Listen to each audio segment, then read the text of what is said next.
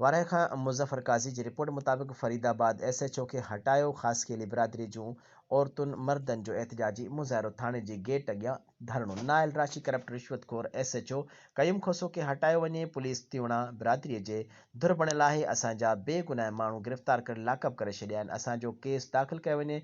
रिश्वतखोर SHO खे हटायो वञे। ख़ासि केली तफ़सील मूजिब फरीदाबाद में ख़ासि केली तीवड़ा मामिलो ॻोठ अलाह ॾिनो तीवड़ो जे रहवासियुनि ख़ासि केली बिरादरी जे औरतुनि मर्दनि ज़रीना ख़ासि केली, हलीमा ख़ासि केली, लीला ख़ासि केली, रशीदा ख़ासि केली, रशीद ख़ासि केली, हुबदार ख़ासि केली, रोशन ख़ासि केली, राजा मुज़मिल ख़ासि केली जी अॻुवाणी में थाणे जे गेट अॻियां एहतिजाजी मुज़ाहिरो करे धरणो वियो। राशि रिश्वतखोर SHO क़यूम खोसो खे हटायो। केस दाख़िल कयो वञे जा ज़ोरदार नारा हणंदा रहिया। उन मौक़े ते मुज़ाहिरनि चयो त रिश्वतखोर SHO क़यूम खोसो तीवड़ा बिरादरी जे धुर बणियल आहे ऐं ॻरी रिश्वत वठी ख़ासि केली बिरादरी जे माण्हुनि ते केस दाख़िल कयो वियो आहे।